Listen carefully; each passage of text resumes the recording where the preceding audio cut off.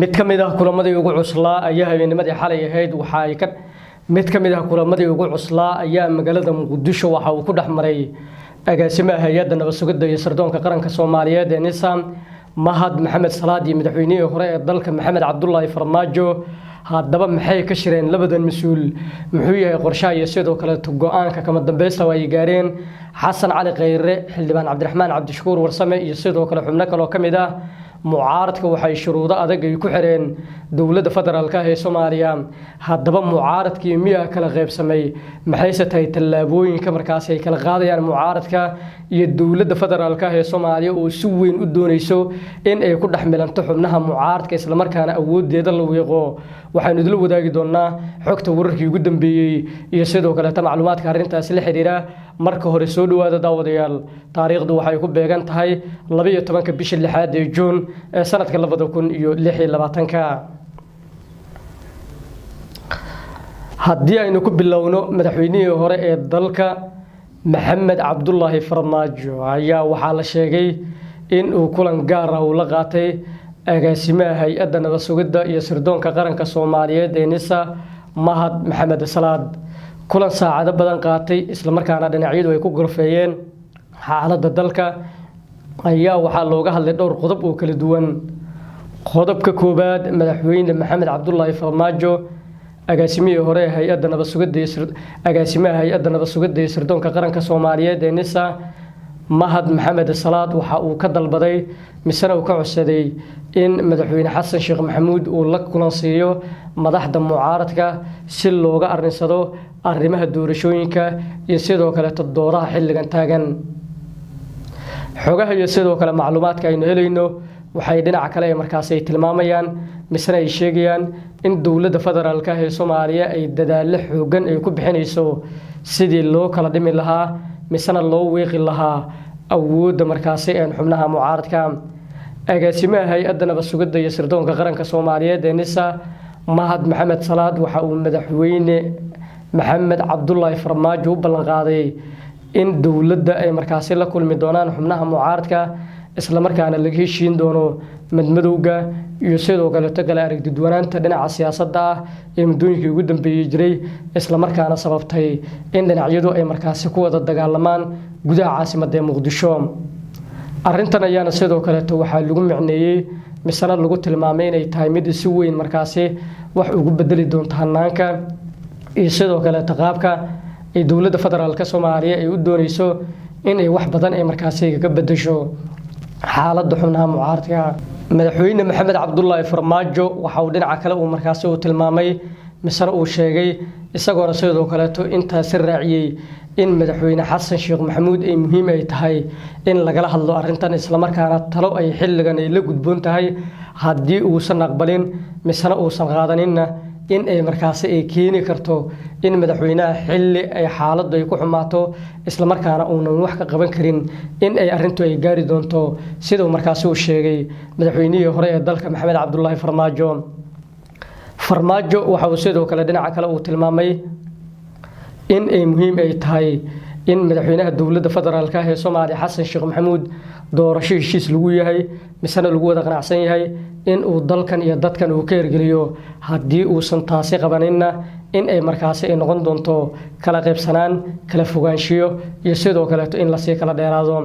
arrintan ayaana sidoo kale waxay markaas ay Farmaajo sheegay in ay tahay mid kaliya oo mucaaradka walaa xoogan ay markaas ku hayso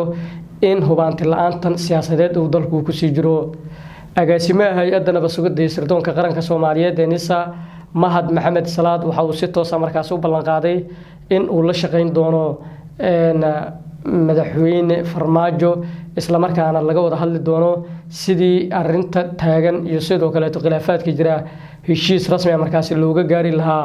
maadaama midowgan uu yahay mid hadda jiro isla markaana muhiim ay tahay in dhinacyadu ay markaas ka wada xaltamaan dhinaca kalena agaasimaha hay'adda nabad sugidda iyo sirdoonka qaranka Soomaaliyeed ee NISA Mahad Maxamed Salaad ayaa waxa uu la kulmay ra'iisul wasaarihii hore ee dalka Xasan Cali Khayre iyo xildhibaan Cabdiraxmaan Cabdishakuur Warsame mas'uuliyiintan ayuuna sidoo kale Mahad Salaad waxa uu ballan qaaday in aan la weerari doonin marnaba isla markaana ay joojiyaan baqdinta cabsida iyo sidoo kale walaaca ay qabaan mahad waxa uu sidoo kale intaasi u raaciyay in dowladda federaalka ee Soomaaliya ay mas'uul ka tahay amniga madaxdan isagoona sidoo kale shaaciyay in ay yihiin madaxdii hore ee dalka isla markaana mudnaan gaar ah ee dowladda federaalka ee Soomaaliya ay siinayso waxa uu sidoo kale shaaciyay in aysan marnaba suuragal iyo sidoo kale macquul aysan noqon doonin in la sii kala qaybiyo misana madaxdii hore ee dalkan soo martay in ay noqdaan kuwa markaas cabsi ku jooga magaalada Muqdisho ee caasimadda dalka waxa uu tilmaamay in dib dambe aan loo weerari doonin xubin markaas ka mid ah mucaaradka waxa uu tilmaamay in gabiyaanba arintaasi la joojiyay isla markaana dowladda federaalka ee Soomaaliya wax kasta ay ku doonayso wada hadal iyo sidoo kale waan in laga galo isla markaana la soo gabagabeeyo oo la soo afjaro tallaabooyinka la xiriira in kala qaybsanaan iyo sidoo kale madmadow in uu markaas uu jiro mas'uuliyiintan ayaana sidoo kale waxay markaas ay tilmaameen cabsida ay markaas ay ka qabaan dowladda federaalka Soomaaliya ku xadgudubka markaas ay sheegeen in sharciga lagu xadgudbay iyo sidoo kale in dowladda federaalka ee Soomaaliya ay ku tumanayso dadkan xuquuqda ay lahaayeen isla markaana tacadiyada ee markaas madaxda dowladdu ay geysanayaan ay tahay mid markaas lagu xisaabtami doono kulankaasi agaasimaha hay'adda nabad sugidda iyo sirdoonka qaranka Soomaaliyeed ee NISA mahad maxamed salaad ayaa waxa uu ku soo aadayaa xilli markaas dhawaan magaalada Muqdisho ay ku wada dagaalameen ciidamo mucaarad ah oo ay kala wateen ra'iisul wasaarihii hore ee dalka Xasan Cali Khayre iyo sidoo kale madaxweynihii hore ee dowladda ku meel gaarkeeda ee Soomaaliya Shariif Sheekh Axmed ra'iisul wasaare Khayre si awood ayaa sidoo kale looga soo saaray xaafadda Barmuudo ee degmada Howlwadaaga gobolka Banaadir ee Muqdisho uu deganaa halka madaxweynihii hore ee dalka Shariif Sheekh Axmed isagana wada hadal looga soo saaray xaafadda Mirinaayo ee degmada Cabdilcaziz ee gobolka Banaadir ee Muqdisho ee uu deganaa madaxweynihii hore ee dalka Shariif Sheekh Axmed arrimahan oo dhan ayaana sidoo kale waxay markaas muujinayaan kala qaybsanaanta iyo sidoo kale in xubnaha mucaaradka ee dowladdu ay ka adkaatay isla markaana goobahooda kala duwanaa ay dib ay ugu celisay inkastoo ma salaad uusan la kulmin madaxweynihii hore ee dalka Shariif Sheekh Axmed laakiin waxa uu la kulmay madaxweynihii sagaalaad ee dalka Maxamed Cabdullaahi Farmaajo iyo sidoo kale xubnaha mucaaradka